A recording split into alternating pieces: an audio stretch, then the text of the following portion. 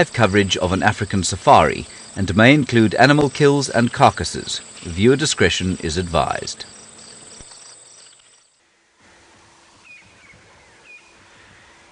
Another dark and cloudy morning, starting off with ominous skies, which of course potentially means all sorts of mesmerizing animals out here. This is Safari Live. Ready.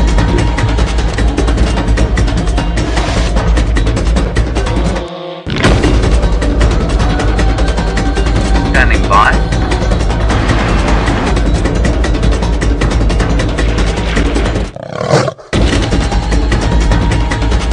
5, 4, 3, 2, 1. You are live, you are live.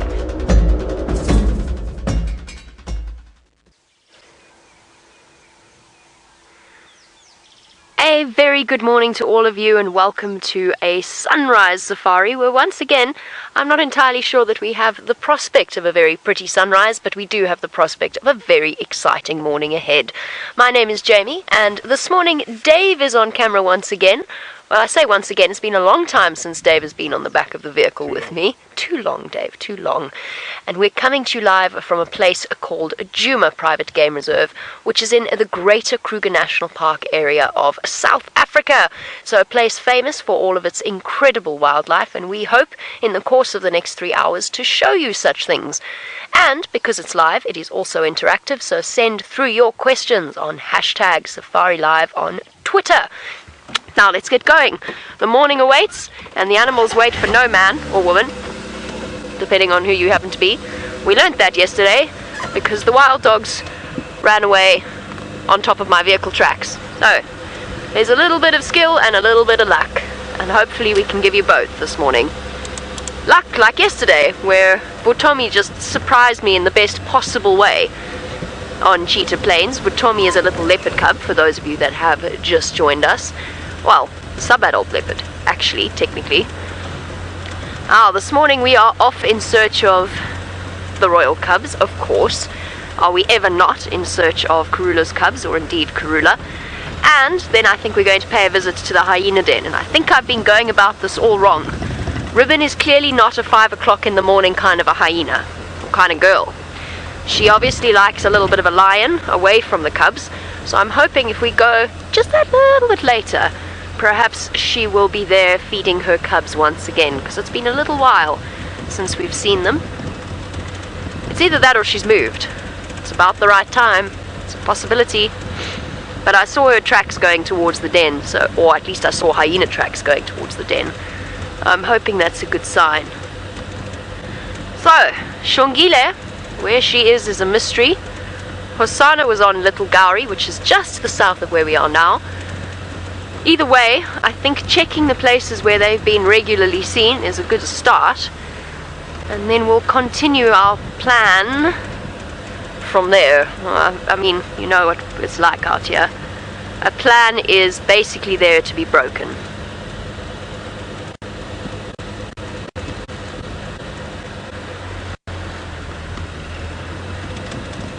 Bobby, that's an interesting update. Thank you for that. Bobby says that they heard baboons alarm calling on the Djuma camera at 5:41. So basically, essentially half an hour ago. That's good to know, Bobby. I wonder who that could be. Apparently Megan heard lions roaring last night. I think once the other lodges are up and running, because I can't go and drive around the waterhole until the guests are out. Can you imagine if, I mean, the Wild Earth vehicles are lit up like UFOs. Imagine you're sipping your morning coffee and all of a sudden this UFO drives, it wouldn't really be a UFO, it would be a UDO, unidentified driving object, and goes gliding past you while you're having your coffee. Doesn't really fit. But thank you, Bobby. That is good news, and we'll keep an eye out for the tracks of whichever cat was responsible for alarm calls. I know that Taylor is also out on the search for big cats. Let's go and find out where she's searching. Good morning everybody, of course, and welcome again to Safari Live. My name is Taylor and on camera with me today is Senzo. And we're very excited to be out on this sunless safari. At the moment there's not even a chance that the sun is going to poke through these very, very dense clouds, but it has made for a nice warm morning. It's not too chilly at all. Now remember, live safari, interactive. We'd love to hear from you, all your questions. If you want to just have a chat, hashtag Safari Live on Twitter. But we had picked up some male leopard tracks going along Vuyatela access towards the gate. Hang on, and now I see some bigger footprints too. Are you a ginormous hyena or are you a lion? Let's try and find a decent set to have a look at. Now, the male leopard tracks that we saw while I just searched for these other tracks, yes, the male leopard tracks I think could be Mvula's, because Mvula was seen yesterday near the signs on Buffelshoek, which is quite close to Gallagher Road on Buffelshoek cut line, and he killed an impala and he was already almost 50% through it, and he's a big leopard, so I suspect he could have eaten the last bit, or maybe it's got stolen from him, and I think that's whose tracks we've been seeing. But I have also got, let me try and angle this light, some lion tracks just over here, which is pretty exciting. So I actually don't know who we're going to bump into first. Let's find an okay-ish one. Let's also look out for the lions because it's a bit dark. Let's look at this one over here. If you look over here, you can see there's tire tracks from yesterday. These tracks here, they're not particularly fresh. You'll see when we drive over, they're quite nice and fresh.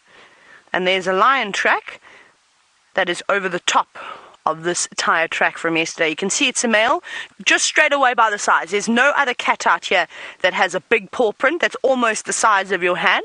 You'll know it's a big male lion. Though I have seen a couple of large females with relatively big paws before down in the Eastern Cape, and every now and then they'd be a bit tricky. So there is a trick to a lion track. Normally a lion track is as wide as it is long. Can you see that? As wide as it is long, where a lioness track is slightly more narrower with the width, but the length will be longer than the width. So that's an easier way if you're a little bit uncertain, because you do get big female lions, of course. Those tracks are going back down this way.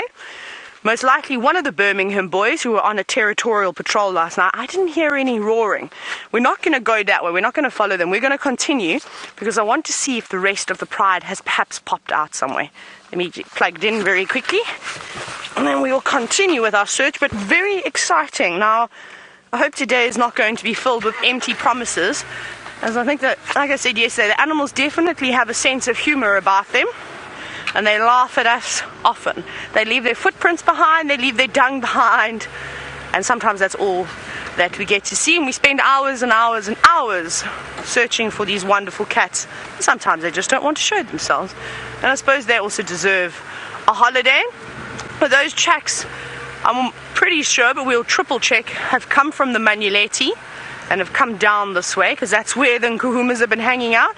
So it'll either belong to Tinyo or Mfumo. Just because those are the two lions that typically hang around the Nkuhumas the most. Nena has also started venturing down this way, leaving Nsuku to man the Styx Pride, which is good. Just need to have sort of a lion with each pride in this area, so they make sure that they can keep tabs on what's going on and make sure no intruders come through. So we're at the warden's houses now, so we're right at Gari Gate, which is the most northern entrance into the Sabi Sand. And so far, I do see lion tracks. Let me just triple and double check. I think they've come from Simbambili. So if you just look where my spotlight is, look at those tracks down there. I'm not going to get out this time. But as you get closer, you should start see all those footprints.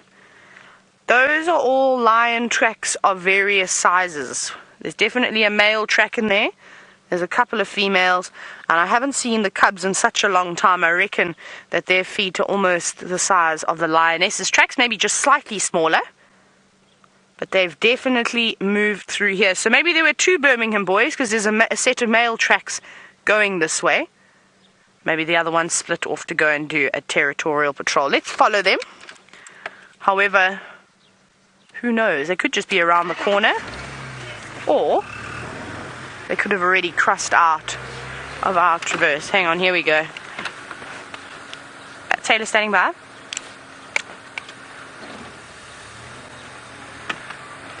It's Lex. He's just getting mobile from camp. Morning, Alex. Yeah, FM. There's my daughter and Gala tracks going back along Vuyatela access from the gate, and then I've got a whole flamby of Ngala's tracks going past the wardens' houses back towards Sydney's Dam. I'm just going to follow up very quickly and see if I can pick anything up here. There we go. So Lex is also out, which is great. He's a very experienced guide and tracker. He's been in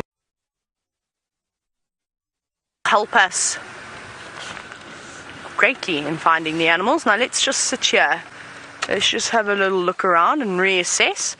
So what the lions like to do, we've seen it many times, is they come from Simbambili, or yesterday I thought that I'd heard that they were somewhere in Manuleti, but they go up and down constantly looking for buffalo. And it's really interesting. The buffalo tend to cross a little bit further down down Triple M, cross Vuyatela access, and they normally cross into Buffelshoek.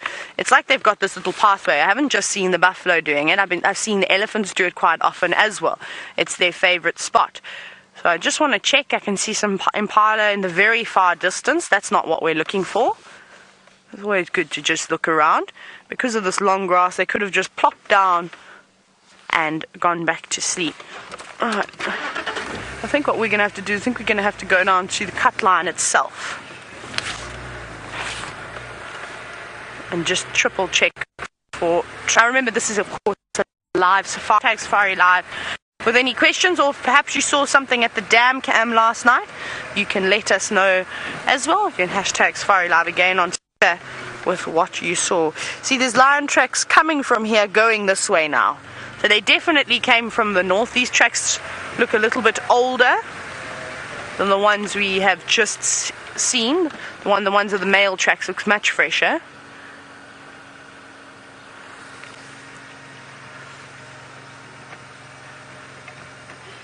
Now, Bobby, thank you for this information. You said that you heard baboons alarm calling at the Vuyatela Dam, at the dam cam, at 5:41. That wasn't too long ago, actually. I can't believe I didn't hear them. I must have still been sleeping. So we'll do a loop here, and then we'll go that side, and we'll have a scratch around. It's a bit difficult at the moment. I don't know where these lions have gone. I might have to do a bit of tracking. Let me just want to go and see if they haven't done their old sneaky tricks. See, they like to cross through this animal pathway that runs through here, and I think that's what they actually came across. It's just that the ground is so hard. Yes, you can actually see lion tracks coming out of here. Let me angle the light because it helps. You can clearly see how difficult it is. Ground is exceptionally hard, but if you look very carefully over here, here is the back of the male lion's pad, and there are the toes going that way. And that's what's so nice about these animals, that they do sort of become quite predictable once you learn their favorite routes and you realize the areas that they have been hanging around. You can try and anticipate their behavior like this. But now I don't know if they've been going back and forth or if they have actually gone into Simbambili. So what we're going to have to do next is we're going to have to go past the gate, because it's another route that they like to use to cross around. And they're always walking around here. Lions, the predators, are quite curious. They often come up to sort of human habitations. They smell. They do all sorts of things, probably scent mark up against your car, lick your door handle. I know hyenas do that. Anytime they get a scent or a taste of something yummy and delicious that we have been eating. No, they've crossed back in. How funny is that? So the lions came in on that animal pathway. They obviously walked towards the boundary of Simbambili, did a loop, and they've crossed back through this animal pathway just in here and back into the Manuleti. Right, we're going to give it another bash. We're going to check this northern boundary, but James has started his bushwalk. It's light enough, and he'd like to say hello.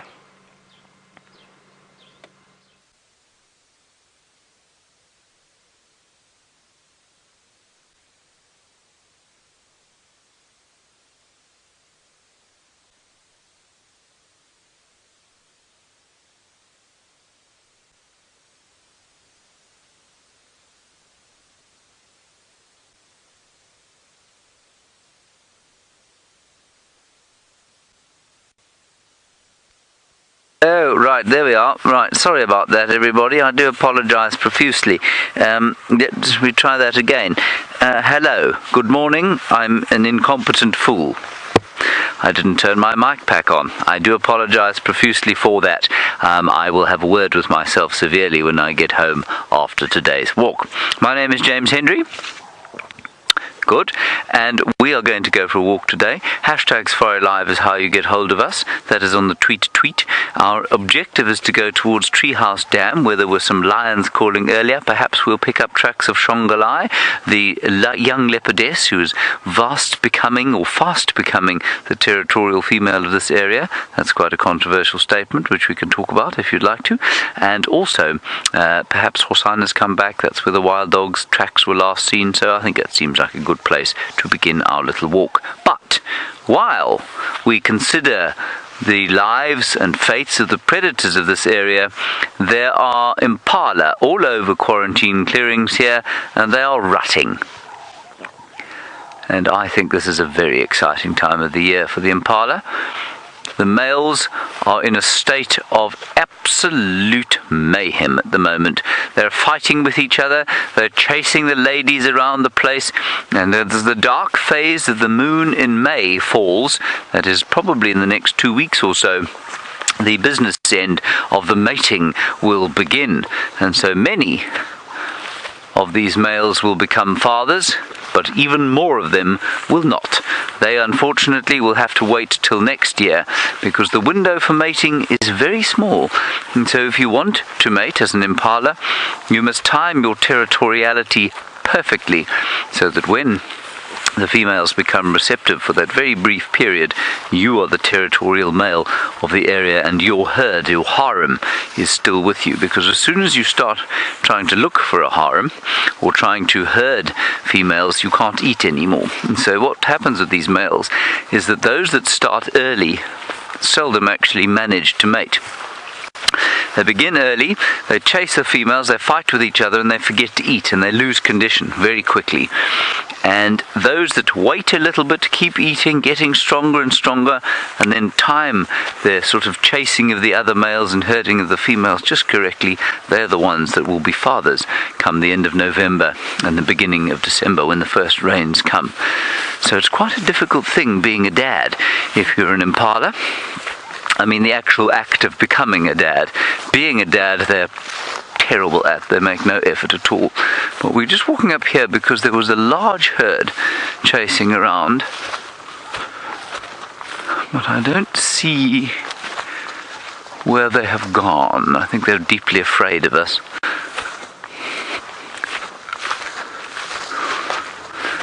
Andrew, I don't know the answer to this, but I'm going to say upward of 80%. You say, what is the percentage of successful matings per season in the impala? And there's the male. I'm going to say upward of 80%, Andrew, of females that of breeding age or within breeding age will give birth during the course of a season. So it is a vast proportion. Some will not. Here comes the male. Look, he's chasing. He's looking a little bit stiff and arthritic. He's making his roaring noise. And he's not going to give up. That other chap is kind of loping or jogging away. And now this chase is getting serious. Yeah, they're coming towards us. Come on, come and try that here. This is very cool. And we keep saying this, but it really is so true. There's an impala is an extremely underrated animal. They're so common that we tend to overlook their amazing characteristics, their phenomenal achievements as a species, and of course just their aesthetic beauty, if you like. This guy's coming back. Let's go and have a look. Now, normally these males wouldn't let you get anywhere like this close. They would disappear over the hills. They'd be much too scared of us. There are 3 or 4 males here, and I can't see any ladies. So they're probably trying to set up an optimal territory, and then they'll go in search of ladies to chase into the area. There's one of the males having a fireside chat. But now that's a young male. That male was born probably in November 2015. So he's just over a year old.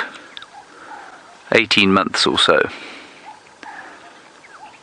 And so he's not near mating age. He's starting to sort of experience probably the early pangs of puberty, so he'll be feeling a little bit aggressive and a little bit testosterone riddled, but he's nowhere near of a size to be competing for a territory yet. So this will be the second rut that he's experienced, but the first one where he's starting to feel the twinges of being I nearly said a man, but I mean a ram. Now, there might be 1 or 2 ladies over here.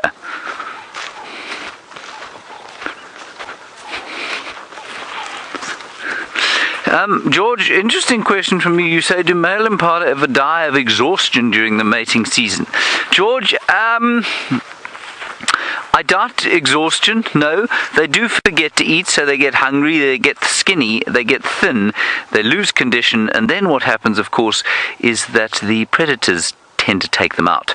Because they're not paying attention to what's coming to get them, they're much more likely to die of teeth and claws than they are of exhaustion. I imagine probably in lean years, like the year we had last year, when there's not a great deal to eat, perhaps they do lose sufficient condition to die of exhaustion, but I think that's unusual.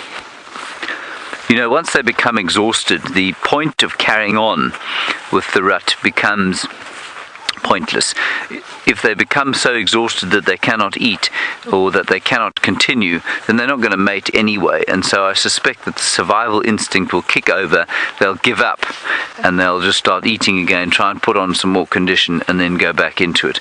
As soon as their nutritional status improves sufficiently, and testosterone production will increase again, and they'll put on the muscle that they need to, and then they'll go back into it. I mean, that's assuming that there is sufficient time. Here's an impala right here. You will not get anywhere close to an impala like this if they aren't in the middle of the rut. Can you see him there, Seb? Yeah.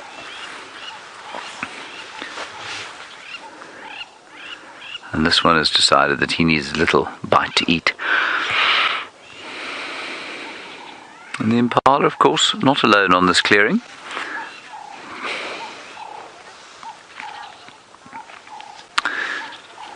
Let's carry on up towards the fireside chat. There's a herd of wildebeest moving here. Carolina, you asking about black impala and various other colour variations, and do we ever see them here? We don't see them here. We don't see them here because they are so extremely rare in nature. Now, it's a bit of a bugbear of mine, this subject, because for many years, and until very recently, and I'm not sure, you know, watch out for the termite mound here. I'm not sure what Seb is on camera, by the way. He nearly disappeared into a termite mound. There's the herd of wildebeest. For many years, there have been a number of sort of rare game breeders around the place, and they breed things like black impala, which then sell on the open market for an enormous amount of money. Now, nobody really knows what happens to these rare exotic animals: golden wildebeest, golden impala, black impala, all sorts of other colour variants. But eventually one would imagine that if they don't go to breeding farms of their own, they're going to the hunting industry, and so they're going to be shot, and so they're basically being bred to be shot, which, you know, I mean, we breed cattle to shoot them, I suppose, so I mean there's an argument that it's not necessarily ethically wrong.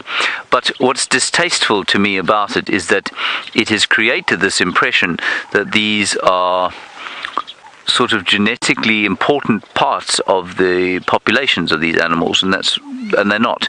They're very, very rare variants. They're fascinating, but you wouldn't ever expect to see a black impala in this area. You might see one once every 150 years or so, but to selectively breed so many of them is creating an imbalance in the overall genetic sort of makeup of the population. So I think that's quite interesting, and I don't know why. There's something about it that makes it just slightly distasteful to me. I think it's probably the fact that they'll all be shot, but at the end of the day I'm probably being completely hypocritical, because when I get home from my walk today, I may well have a piece of steak or bacon or something like that. So is there a difference? I don't know. Alrighty, let's head across to Jamie. She's about to arrive at the home of Ribbon.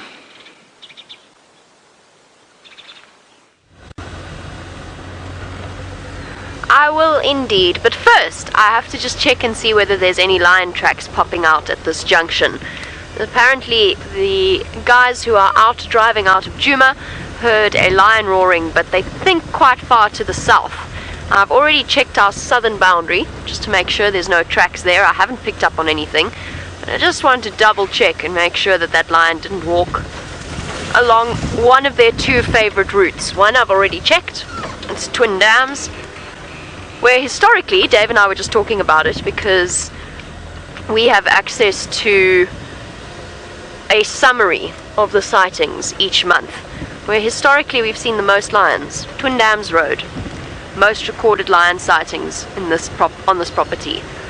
Obviously, I'm sure that will change over time, but on average, that's where most lion sightings have been. So I've checked there. Makes sense. It's along the Mulwati drainage line, which should provide plenty of cover, plenty of potential food, and a nice sandy spot to go and lie in. And they're just lying around. Har har har. Okay, there's no tracks here. I also have not picked up on any tracks of Shongile or Hosana coming into the reserve. I wonder where they could be. It's entirely possible Shongile is somewhere around here. We just haven't figured out where she is. And she's not walking her normal routes.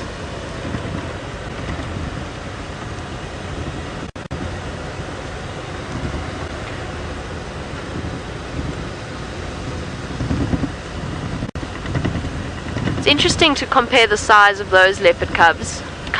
They're not really cubs anymore. And Vutomi. I would actually say that Vutomi is not far off Shongile's size, which is fascinating because he's older than Shongile and Hosana. Hosana is much, much bulkier than him. I actually don't think I've ever seen such a small 18-month-old male leopard. Or just under 18 months. He was born in November last year. He's nearly 18 months old, nearly a year and a half. And I mistook his tracks for female tracks. Not a mistake that we make with Hosana anymore. And haven't for a long time. I'm sure he'll go through a growth spurt though. I just find it fascinating because it's obvious the difference between individuals. Different growth spurts at different times of their lives. Okay, everybody cross fingers and hold thumbs and whatever else you do for luck. Throw salt over your left shoulder or whatever other superstitions happen to enter into your life.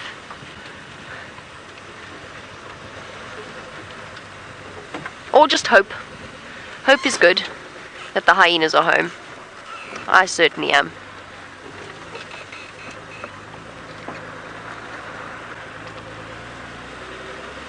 Dave, wouldn't it be nice to see our hyena friends? It would be great. Okay, Ribbon, I've given you plenty of time to have a nap after I have no doubt, after you came wandering through our camp last night just to sniff around and see what she can find. It's definitely Ribbon that is the chief offender in that regard. She likes to pay a visit to our camp. It was so funny. I've told the story before, so you can tune out if you've heard it. But the one day she came in the morning and she was going for the dustbin, or the rubbish bin, and Taylor was there and she was shouting at her, but she'd shout at Ribbon and Ribbon would sort of go backwards a little bit, and then sneak her nose forward like we wouldn't notice. Her neck just got longer and longer and longer towards the bin. And then we'd shout at her again, and she'd go back with this innocent look like, me? Who, me? I wasn't doing anything. Look, I haven't moved. And then the whole process would start again. The neck would start to go forward, the nose twitching to see whether or not she could grab the bin. It was highly entertaining. This is despite the fact that all gates are closed, by the way. All gates are closed, all things are locked up. She just likes to come in. Come on, Ribbon, please be here, please be here, please be here. You see a cub? That is wonderful news, Dave. Hello, little fluff balls. You're on the termite mound, which makes me think Mom might not be here. Hello, goodness, you've got big.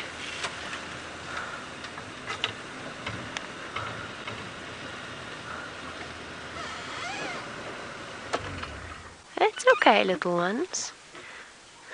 Look at them, they have got so large. Where is your mum? Ooh, ooh, egging each other on, are we?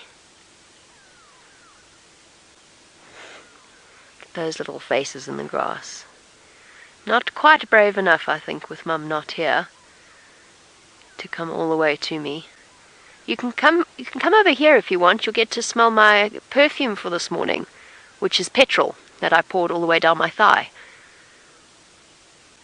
Hi, little kids. Here's your Mum. They're getting to an age now where I feel a bit more comfortable about sitting with them. I feel as though their instincts are a bit more honed, they're a lot more aware, and their muscle control is a lot better.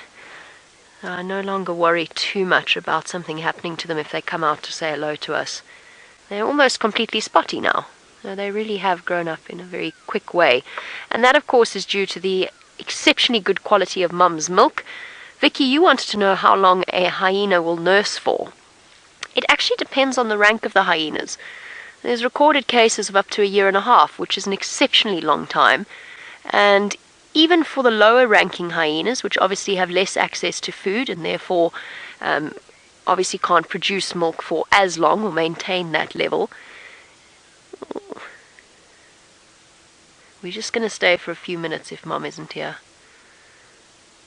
It's irresistible. Where are you two going? Where's your Mum? But even for low-ranking mothers, they will feed them up to 8 months. The hyenas will start, the cubs will start to eat solid food at the same time, but that suckling will continue. That's an exceptionally long period of time. It's one of the reasons why people have suggested that female hyenas are so big. And speaking of size, Daniel from Scotland, you say these cubs are so big now. They are, aren't they? Look at them. You can actually properly see their spot patterns, which of course will stay for the rest of their lives.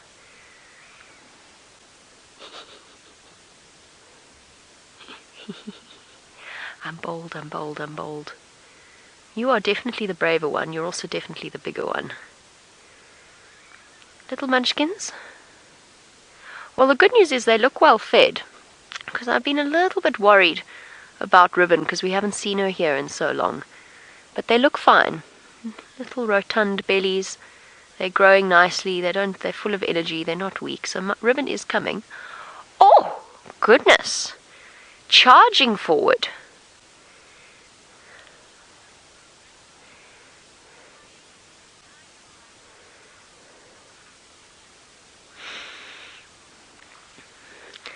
And hello to Rebecca, and good morning. Rebecca, you say that hyena kind of run like giraffe.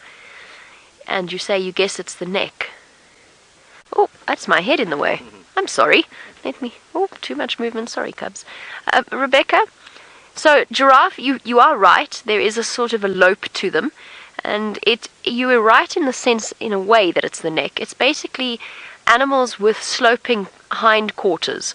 So with much smaller bums, basically, than shoulders. And you'll see that proportion is very much heavily in favor of the front end of the animal rather than the back. And that's why you get that lope. In hyenas, that's why you get a crosswalk. So when you see a giraffe either. But what you do see when hyenas walk is they often use the same limbs on the same side, which is the same thing giraffe do. So typically, when a leopard walks, for example, the right front and the back left will move at the same time. On hyenas and giraffe, the right front and the right back will move at the same time as well.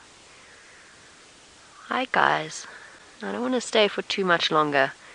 I feel like our presence here is encouraging boldness in a way that it might not otherwise be. And now you're getting very far away from your den site. Where's your mum? Come on, Ribbon. Giving you a couple more minutes to come here, otherwise I'm going to leave.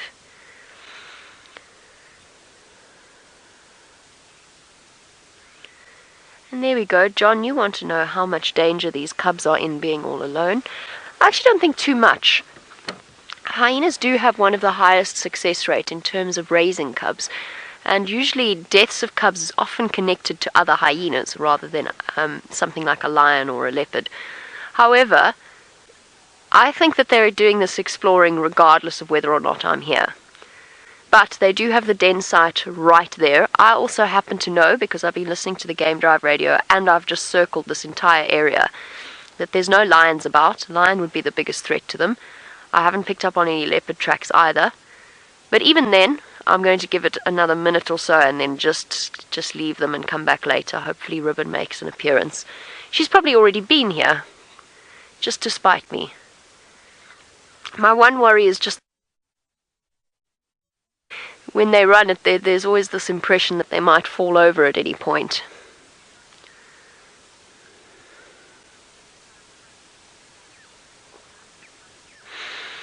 And there we go, another question about cub rearing from Dr. Rob. Dr. Rob, you want to know how long before... Here they come. Come on, you two. Before they start hunting and scavenging with the clan. It depends, again, on the rank of their mother. Higher-ranking mothers will, at a communal den site, be the ones that bring food back for the cubs. They'll drag food back to the den site. That's not to say low-ranking females won't, but when you've got a shared den, here we go. See, even the slightest noise, they're alert enough now to be safe about things. Because that was just a rustle, it was just a bird taking off.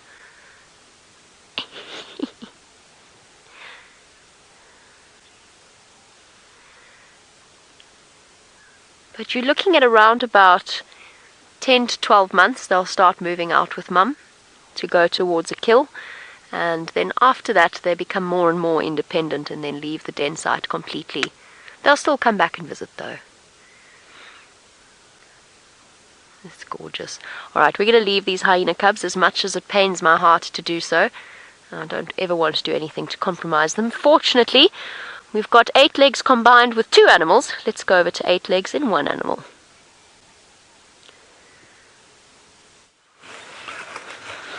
What a very clever link that was. 8 legs, haha, from 8 legs to 8 legs, yes indeed.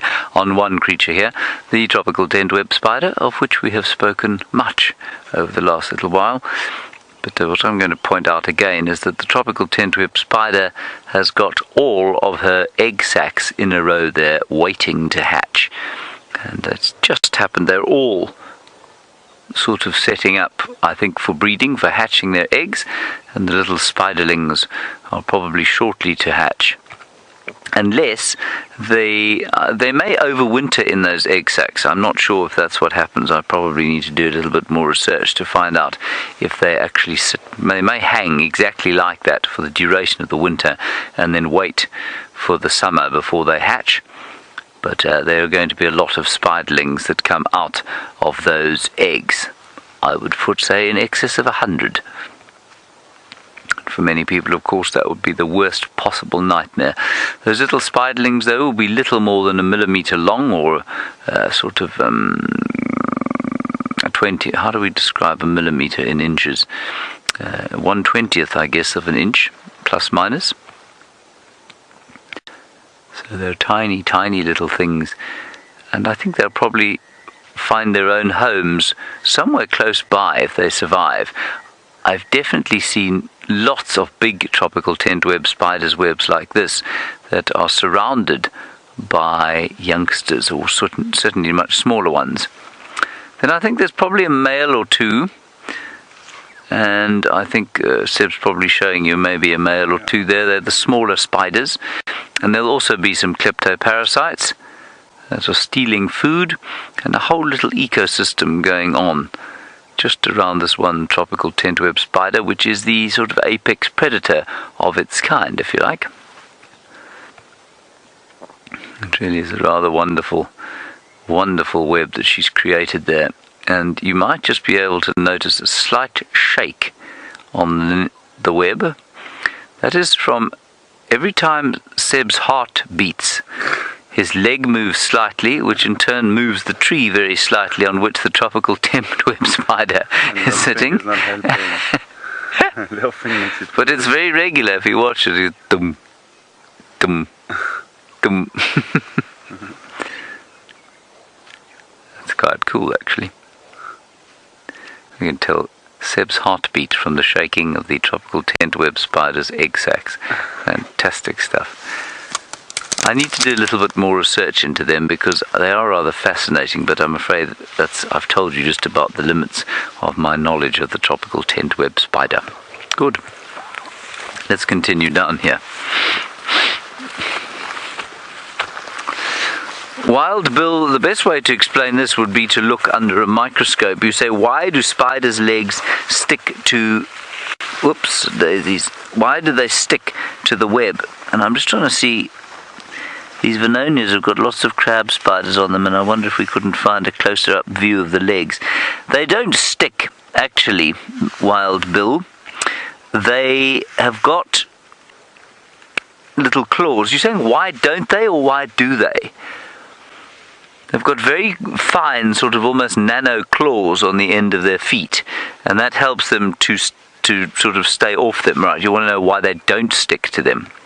It's because of the way their feet are designed, and their feet are designed such that they've got these tiny little combs, I think, on the end of their toes, if you like. They don't have toes, but the arachnid equivalent, and that doesn't stick to the web. It allows them to move them off. And also, I think you'll find if you watch them move, they almost hold the web with one foot and then move away from it with another foot, if you know what I mean. So it's a little bit like if you stand on a piece of sticky paper, for example, it's almost impossible to get off your foot unless you stand on it with the other foot and then tear that foot off. You know what I mean? And I think it's probably quite the same when they're moving around, just much more quickly on the webs there. They've obviously got 8 legs to do that with, as opposed to just 2. Now there's... Give it the husk, and I'm not sure if this is the husk or if it is the actual living bee, but there's a little bee here. You see the little bee? Yeah, good.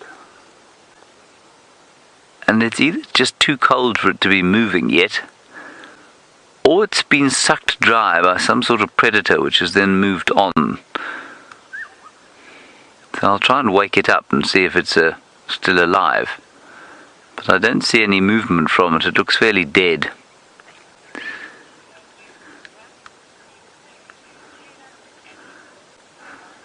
Alright, let's just quickly see if we can wake this thing up. Yeah, go.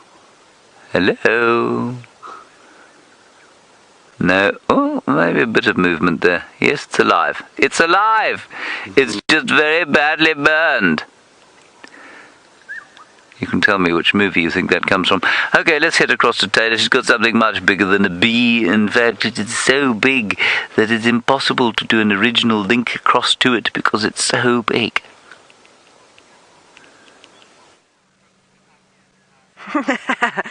Well tried, James. Now, what are you doing to those poor bees? Are you hypnotizing them? Or are you playing Doctor? I'm not sure, but I'm sure that you'll be enjoying it. Anything with Mr. Henry is always entertaining. We have got a fabulous view of a rear end of an enormous elephant.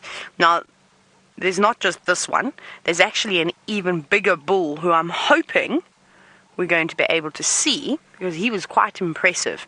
But they've got themselves into awkward spots at the moment. We're sort of between 2 roads, which makes it quite difficult for us to find the perfect spot to park to get a view, but luckily we have got these fantastic cameras with these long zooms. So distance is not always a problem for us. And they're not moving particularly quickly. As you can see, this one actually looks like it's just having a rest at the moment. Not flapping its ears. I don't think there's very much trunk movement going on. Just a little bit down on the ground. Maybe it's searching for something specific to eat on. Let's see what he's going to pick up. Grass, maybe a bulb, maybe a fruit that has been missed. If it is any fruit, it would be severely fermented by now, or rotten. I don't think it would be very nice. And I think that these two boys are just taking it easy today, which is really nice on this cool, cloudy morning. I'm sure it's going to warm up a little bit later. Well, I hope it is. I enjoy the winter sun that we're getting. Okay, I think what we can do, should we take a gamble? Let's try reposition very quickly. These elephants are not going anywhere, and I'm hoping James is going to actually come here because we're on quarantine, so we're in the same area that James is. I think James is just further east, and we're on the western corner. But it's always quite special to interact with elephant bulls on foot when they're not in mass. They can be very gentle, quite entertaining. So I'm hoping that he's going to start walking this way. Yes, I think we will get a better view here. A little bit further away from them, but eventually we'll just go all the way around and we'll catch up with them on the other side. They're slowly going back towards Vuyatela access. Oh, this is lovely. This is a much better spot. We should have parked here in the beginning. There we go. An elephant in the lovely yellow grass with the clouds behind it. There's always a beautiful scene. Actually, one of my most favorite scenes that I think you can have of a big elephant bull, if I can be picky, is to have a dark or a big sort of storm brewing in the distance. You know, when the sky goes that dark blue, almost purple color? Yellow grass up to the elephant's knees.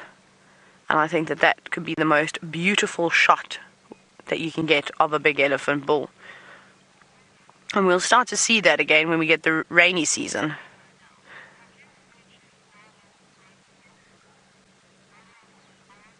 William from Oregon. Now you were wondering, seeing as I just mentioned the rain, if the rainy season was over and if we'd reached our required rainfall. Unfortunately, I don't think, I missed some big rains. James said not so long ago we had 75 mils of rain, which is impressive. So I missed that. I don't know if we've quite had our required rainfall. Remember, we've just come out of a horrendous drought.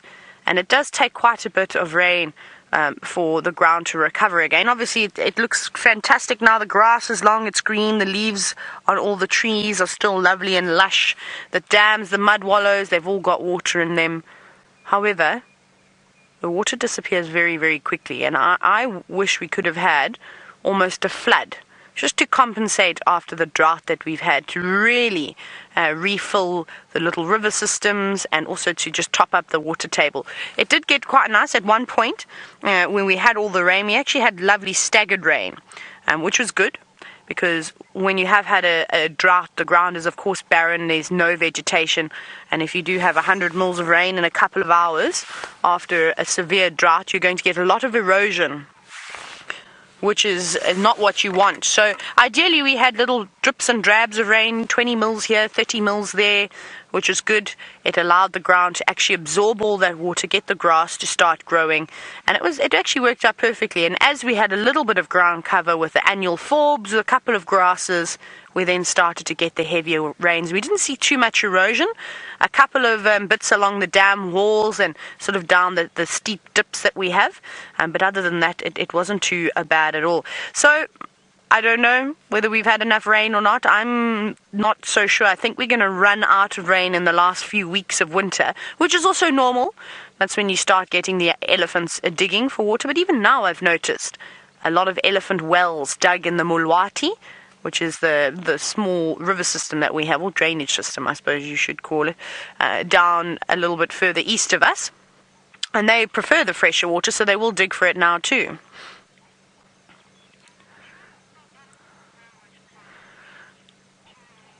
Now, Buttons Cockatoo, you were wondering if it's true that elephants know which plants to eat if they have intestinal distress. I think that was the question. Yes, they do. Remember, the animals Oh, that was correct. I'm just wondering if I did hear the question right. The animals are incredibly intelligent, even though we don't give them much credit. We always say how clever the elephants are. But all of them out here definitely have some level of intelligence to suit their environment. They might not be able to build skyscrapers, but they know exactly what to eat when they're feeling unwell, which is amazing. So every single plant out here, there are very few that don't have medicinal uses. And elephants will indeed, if they've if they're feeling slightly unwell.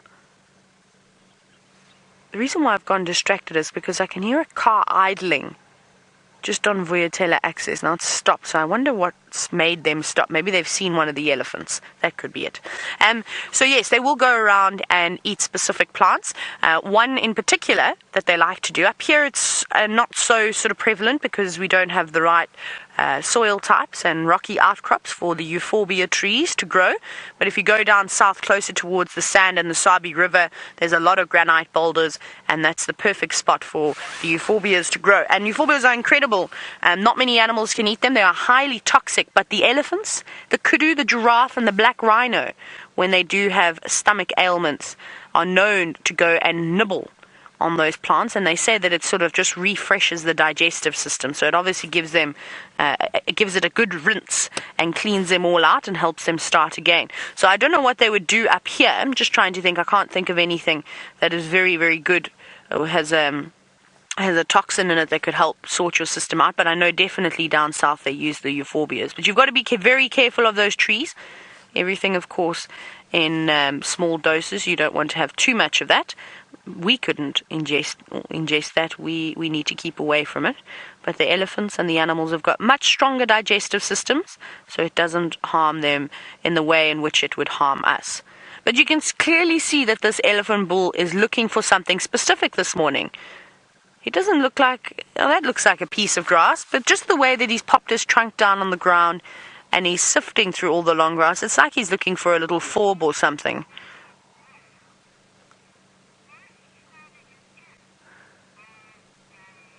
Now, Lamur, you're wondering why he's fanning his ears. He's actually not fanning them as much as he normally would on a hot sunny day. So it might be the fact that there are a couple of biting insects, maybe a few flies and things, perhaps the bee that James was waking up, or whatever it was doing, has come back and is bothering this elephant now. So they use their ears and their tails and even their trunks to sort of swat flies and any other insects that are causing a nuisance. Because normally on a hot day, you'll see elephants constantly flapping their ears, and that's because they've got all those veins that you can see. You can sort of just see them on the edge of the ears, but as soon as he fans them back towards his eyes, you can see them clearly. And by doing that, by moving that, you're creating cold air, and it's actually cooling down the bloodstream directly. So essentially, it's like the radiator, the ears of the elephant's body, and it will cool them down completely. But today, there's no need to try and cool yourself down. It's a lovely temperature, actually. It is really, really perfect today. So I think it's just the fact that the insects are still about. There are a couple of midges flying around too, and they definitely do annoy the elephants, even though they've got that thick skin. They'll try and hang around the eyes, maybe around the tip of the trunk, and it can cause a serious frustration. So that's probably why he's just flapping them. Most likely around his eyes, trying to get all the moisture. What are you eating, boys? He's not pulling up grass. He's pulling up a little forb of some sort. And just like us as humans, elephants, I think, get cravings too and search for all sorts of type of food. We're going to move away from these elephants. I'm going to do a big loop. There's some wildebeest about too, and maybe we'll catch up with these boys a little bit later. I'm going to send you back across to James, who's gone from a bee. We've had an elephant. He's now got an antelope with big spiraled horns. Well, no, these ones don't have any spiral horns at all. They are ladies, and so the lady kudu do not have spiraled horns. Those ones there are feeding gently towards the north, towards quarantine clearings. They were staring gobsmacked in utter astonishment when they saw us coming along here. They always looked so deeply surprised. But now they have realized that we don't want to eat them, and so they are happily feeding away. It's quite a large group. What we're going to try and do, there's a termite mound not far from here, and we're going to just try and see if we can get onto the termite mound and get a nice view of the whole herd. It's so nice when animals relax like this and just go about their lives without worrying too much about what we are doing here. Of course, when you're walking around with a man like Seb, who is of course strapping lad, well, you know, the kudu and antelope around here, they get quite nervous because, well, he looks like such a predator. Right, we're going to just sneak up onto this termite mound and see if we can get another nice look at them. Unfortunately, everywhere I go, there's a spider. And I don't wish to disturb the spiders. I'm going to keep speaking like this at this sort of volume, because what that does is it just, well, it sort of assures the kudu that it doesn't assure them, it allows them to predict where I'm going to be, and then suddenly go silent and suddenly become invisible, which is what a predator would try and do. And so they won't hopefully believe that they're being stalked. Which they are to a certain extent, I suppose. Let us walk up here. Try not to be savaged by a warthog coming out of its burrow. Should be alright.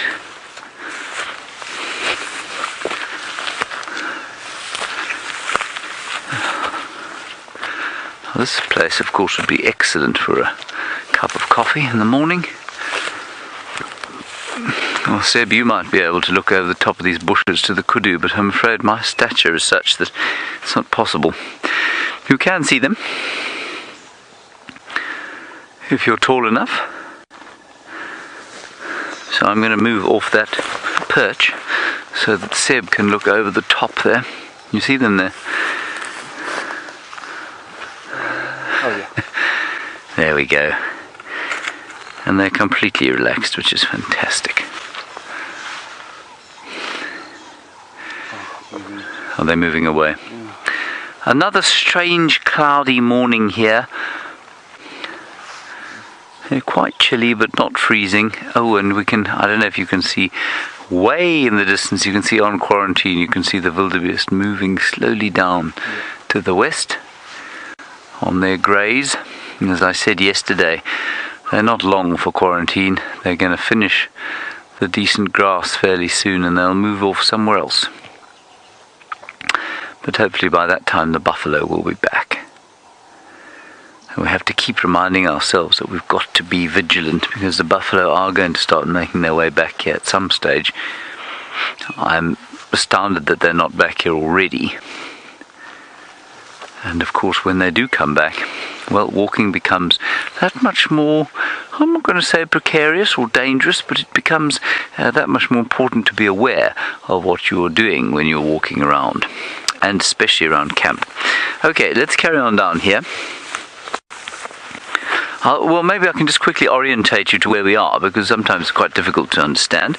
So that is the east over there. That is where the sun is failing dismally to poke through the clouds. That is the eastern side, and therefore that is the west, where Arathusa is. Over the next ridge, you can see the sort of horizon that you can see there is where Arathusa begins. And although it looks quite vast, it really doesn't feel that vast when you're driving around, a bit bigger when you are walking. Then Treehouse Dam is where I'm pointing now. That's to the south over there, and that's where we're going to head. And then to the north is Buffelshoek, and that boundary is probably about 1.5 miles away from where we are now. Taylor has just come down from there. I think she's heading across to the east, which is the direction I first pointed, towards Cheetah Plains. And Jamie seems to be in some sort of mystery location.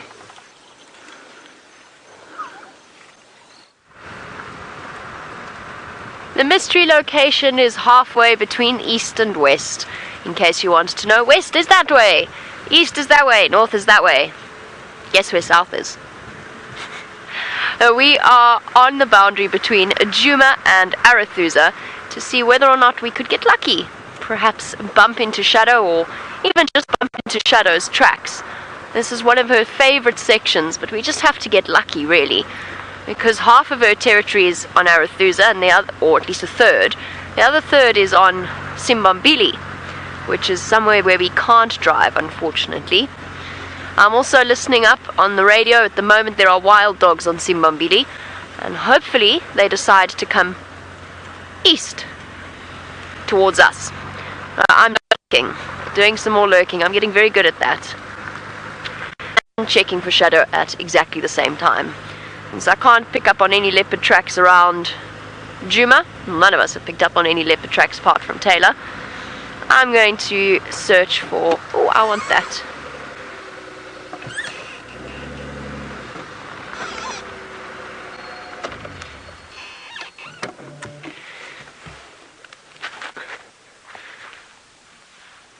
It's not a leopard track, but it is a lilac-breasted roller feather. Oh, and I didn't exactly put it on its...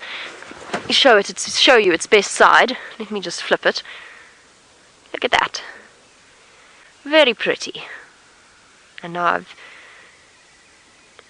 tangled myself because now I can't plug my ear comms back in. Dave, I'm going to have to drop it. I can plug myself back in. Didn't think that one through. A lilac-breasted roller feather. And it is interesting to see just how little of it is actually taken up by the blue part that we see on the lilac-breasted roller. So this is one of the feathers that covers the back. Dave, would you like it?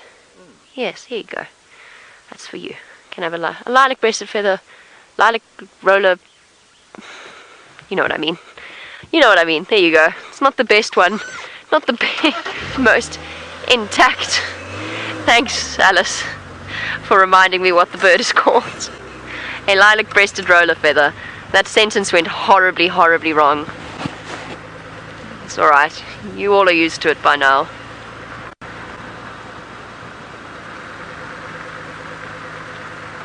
Rebecca, you say that feather is beautiful and that you would like one.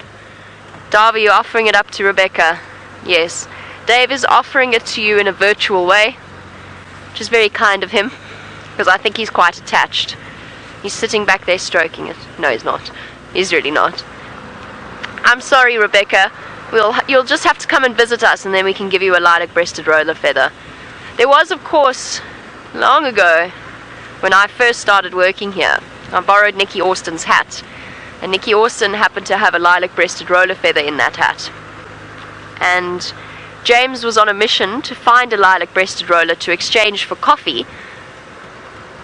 Sounds like a children's book, but he was going to exchange the lilac-breasted roller to get some really nice civet coffee. And he accused me, most erroneously, of stealing his lilac-breasted roller feathers. I'd forgotten all about that, but I think I should gift all future lilac-breasted roller feathers to James as a token of goodwill. And so far that's been the most exciting find of the morning. The mammals are all hiding. It's cold, or it is, at least it is for us. I'm aware that many of you come from places where cold has a whole different meaning. But for us it's cold, for the animals it's cold, and they all hide. And because it's a bit breezy, it also means that they are lying down to reduce the amount of surface area exposed to that wind.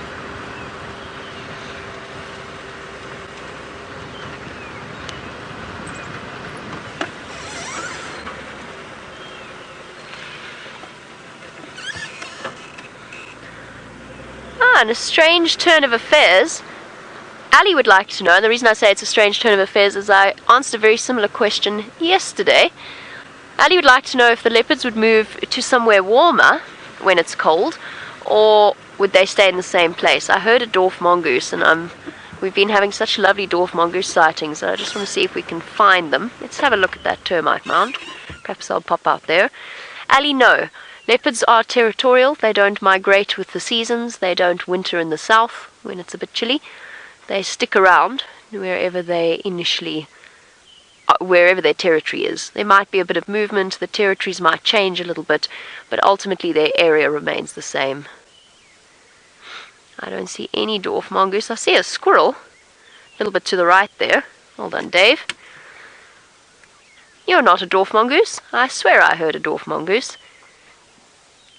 Equally cute though, and I think sometimes we neglect them. We get so used to seeing them that we don't stop and observe their behavior nearly enough. I mean, just look at the way that this one's navigating the thorn tree.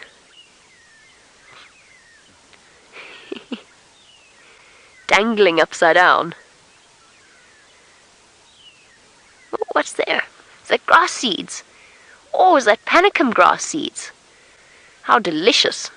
It's like having muesli in the morning. For us and for little squirrels. Munch, munch, munch, munch, munch. There we go.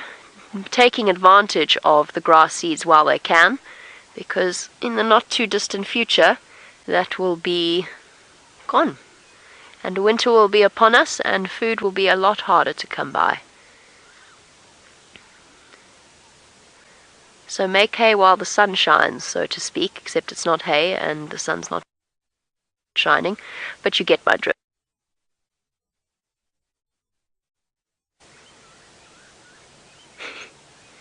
Oh, should I have a little bit of finger grass? Nah, I don't think so.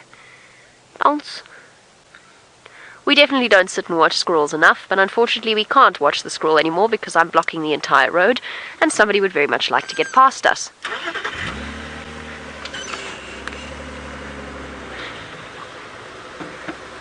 Here we go. Morning, Roy. How are you? How's it, guys? Ooh. Hi, guys. How are you? Thanks. Luto. Nothing. I heard. Are they mobile at the moment? They're static. Okay. Well, if they would like to come this way, it would be great. Cool. Buvelsuk. Yeah. Any sign of shadow? No. Okay. Okay. Cool. Thank you. No sign of Karula still. Okay. Cheers, guys. Bye.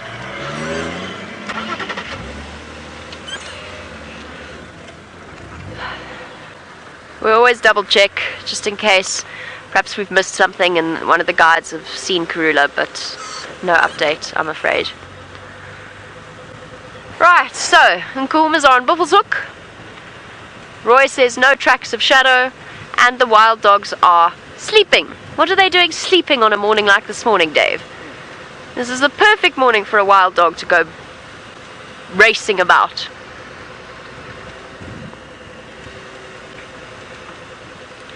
It's good hunting weather.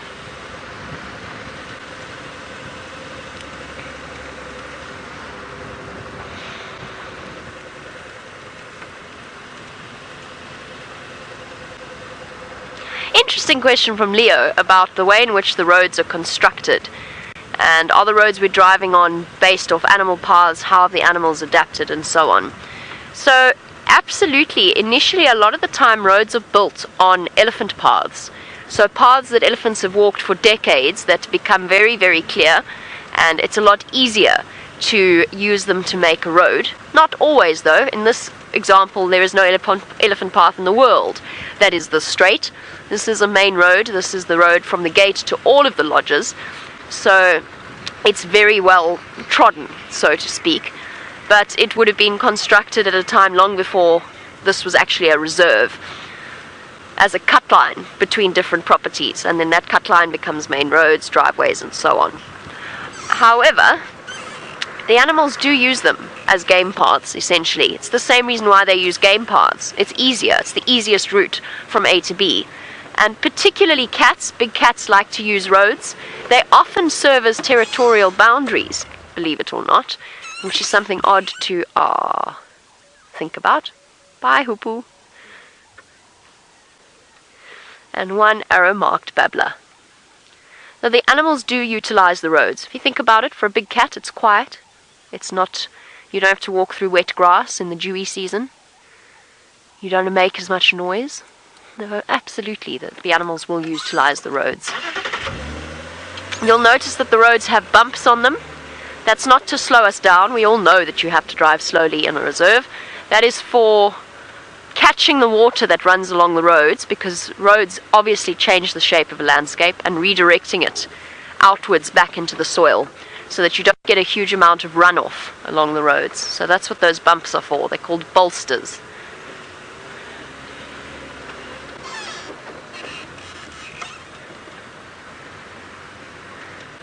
And the hillier a place is, the more gradients you have, the more bolsters you'll have.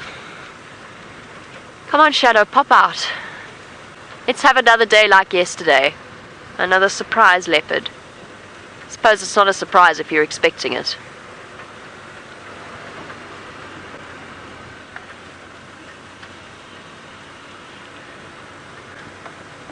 Oh, there's elephant tracks here.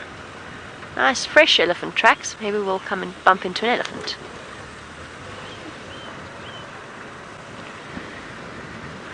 Question for all of you who've been watching the dam cam over during our night. Did any of you hear a barn owl screeching? Because Kirsty's been hearing mystery noises in the night, and I think what she's hearing is a barn owl. I was wondering whether any of you picked up on the call on the Djuma Dam camera. And if you have, please let me know on #SafariLive on Twitter, so we can solve the problems of Kirsty's mystery sounds. I didn't hear anything last night. I was fast asleep.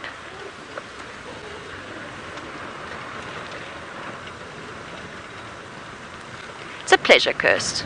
Let us solve the mystery together. I'm sure it's a barn owl. It's either a barn owl or a jackal. I think barn owl.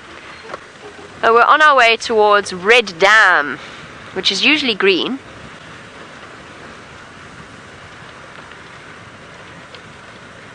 While I check out Red Dam, see if perhaps my elephant tracks have headed in that direction, let's go and see Taylor, who already has an elephant.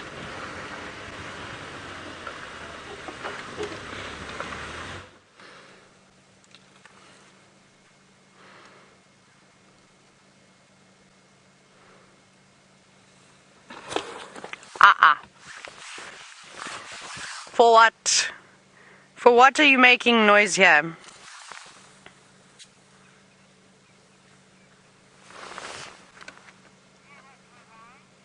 Oh, hello everybody. Am I live? I'm live. I'm busy talking to my dear friend the elephant, who is entertaining us this morning. So we've moved away from our younger friend, who was just on quarantine. Now we've got an interesting situation because there's a car coming up behind us, and this very elephant bull, he's the bigger one. He's much relaxed with the cars, but I don't know if he's going to like a white car very much. So what we'll do is, I think he's going to cross the road, and if he does cross the road going towards Gallagher, that'll be great, because then we can let the other vehicle pass by us. That's the nice thing about being in the bush, is that most of the time nobody's really in a hurry. Everybody has to factor in that they could be blocked by a herd of elephants, or a sleeping pack of wild dogs in the road, or anything along those lines. And I promise you, it's the most fantastic excuse to be able to rock up to dinner late or breakfast or a meeting and say, "Oh, I'm so sorry I'm late, but there was just a herd of elephants crossing the road," or "Oh, there was a pack of wild dogs and they were sleeping and they didn't want to move." I think it's the most fantastic excuse, and I'm very fortunate that I'm able to use that excuse on a regular basis. So the vehicle behind us, they've actually switched off, so they're quite happy just to let this bull go about his day. Now, just looking at the size difference between this one and the one that we saw earlier, you can see he's clearly got bigger tusks. He's much larger in body size too. I reckon there's probably about 10 years difference. I think this Ellie's in his late 30s, maybe entering his early 40s, whereas the other bull, slightly younger, late 20s, sort of early 30s. Nonetheless, big enough to push all sorts of trees over. So you've got to give them the respect that they deserve. It's funny just to watch how both of these elephants, though, are looking for different things. They're both eating different types of vegetation. Let's see what you're after. Oh no, he's not. He's multitasking at the moment. This is a fantastic shot.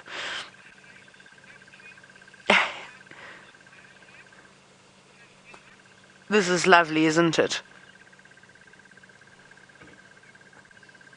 And that's probably one of the most intimidating sounds to hear on a walk as well, is that sort of splashing noise, because you're not sure of what it is. Now, Christina, you're wondering if they eat fruit and if there is any fruit that grows here. Thank you, elephant, for doing exactly what I said you would do too. He's going down Gallagher shortcut now, which is great, which means we can pull off the road, which means the car behind us does not need to be late anymore. let's get a move on. Let's keep following him. So yes, Christina, there actually are a number of different trees out here that bear fruit. One of our favorites, and we've just come to the end of the marula season, is the marula trees. We'll point out a marula tree to you.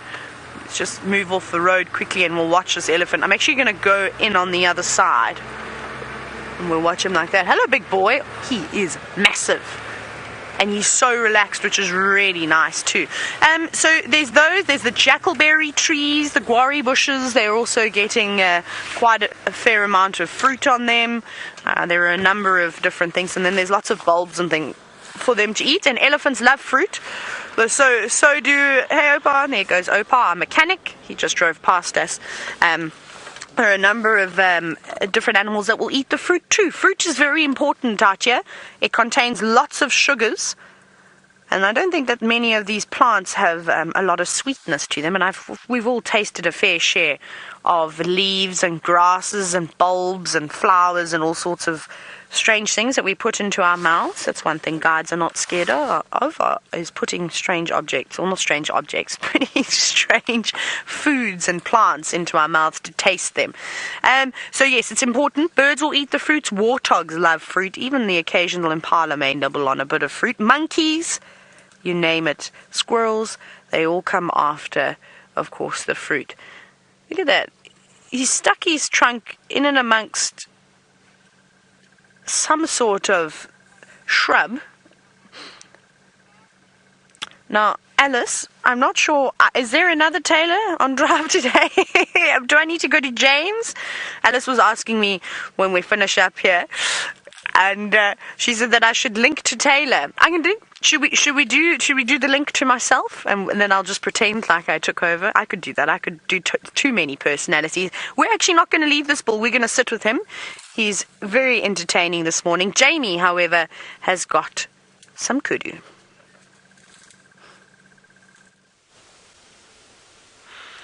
Just one kudu, as far as I can tell, but you never know. Where there's one, there's often many.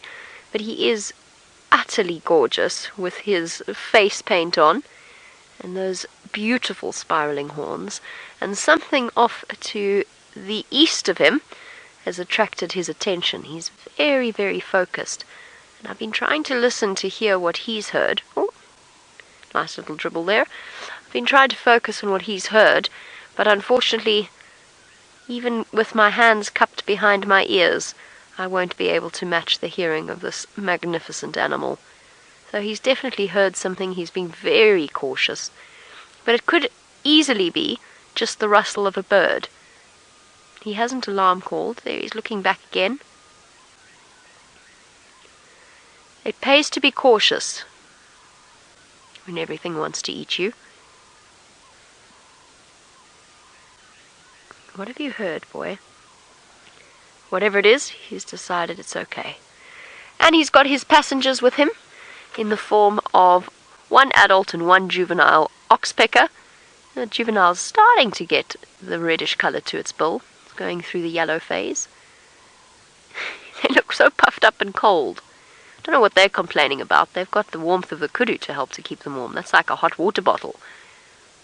Or underfloor heating is perhaps a better description. Off he goes. His passengers in tow. Perhaps just being extra specially cautious because this is a true thicket around here. And who knows what might be lurking. Now, just like us, when we're out on foot, we're usually quite cautious when we walk through dense vegetation, partly because you never know what might be there and you can't see, and also because the cameraman's got a very large 2-meter extension above their heads, which is quite tricky to navigate with. There we go. Off goes our kudu. And off go we. From a beautiful kudu to something beautiful with James, I wonder if he's figured out why a butterfly is called a butterfly.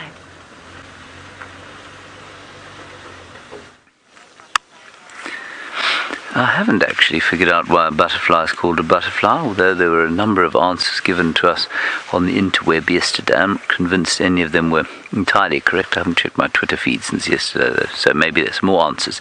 Anyway, there is one butterfly. It's a blue, one of the blues, I'm not sure which one. And then if you look slightly behind that one, there is another butterfly, which looks like a blue, but I don't think it is.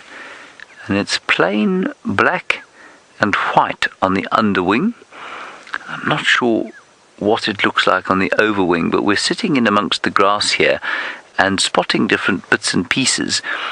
And we didn't initially stop for these butterflies, we stopped for something else that has unfortunately met an untimely and sticky end, as do many of the things out here. And then we saw these quite astonishingly pretty butterflies just sitting on the end of the grass stalks.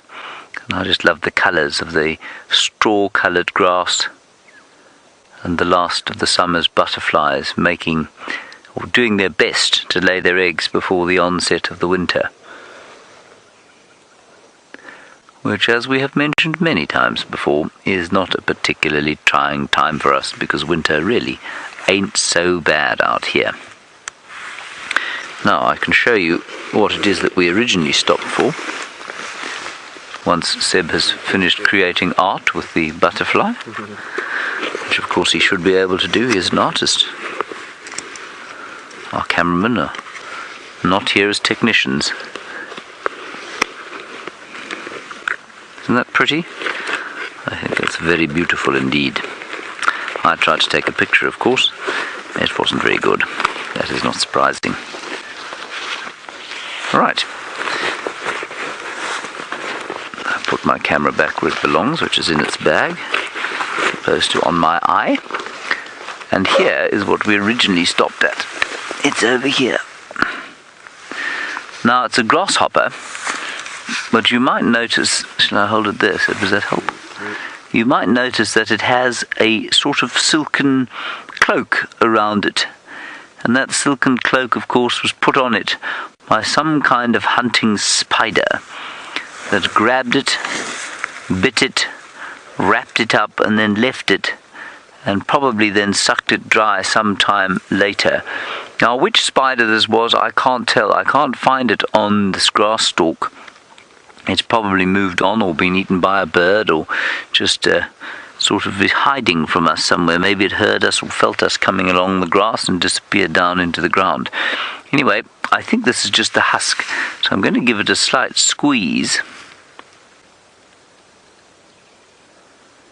No, it might still have a few of its entrails left, so maybe the spider will come back to eat it. But I suspect it was a hunting spider of some sort that grabbed it, and then rather than sticking it in a web, because it doesn't have a web, it attached it to this grass stalk and just left it there to sort of digest internally before the spider came back to bite it and suck it dry. Ugh. Isn't that nice? And then the other thing that I saw over here was a very small mite, or what looked like a mite but could have been a tick or indeed a minute beetle, crawling down one of these grass stalks. It was so small, it was only about 1 millimeter long, but I'm afraid while you were looking at that kudu, I think it absconded, disappeared, probably went through its whole life cycle. Such a tiny little thing, I'm sure has a very short life cycle indeed. But isn't this really pretty grass? We have failed to make it yet to Treehouse Dam. We're still on our way there. We keep getting distracted by beautiful things. All right, let's stand up and carry on our merry way.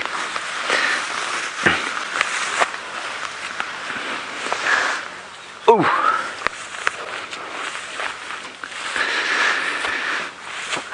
Shell, you're wondering if I have a fear of sinking into a termite mound. You mean like a phobia, Shell?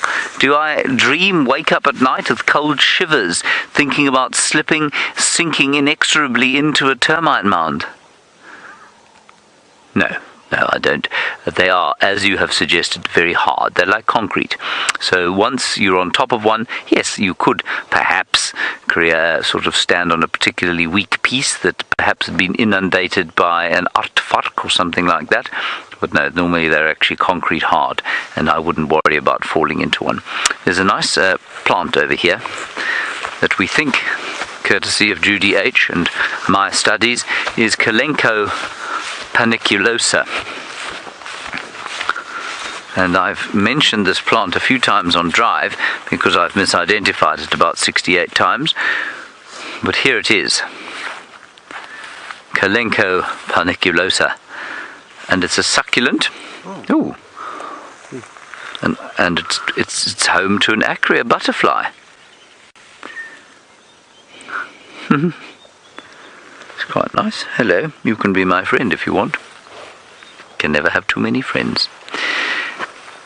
And it's eventually going to produce very pretty red flowers.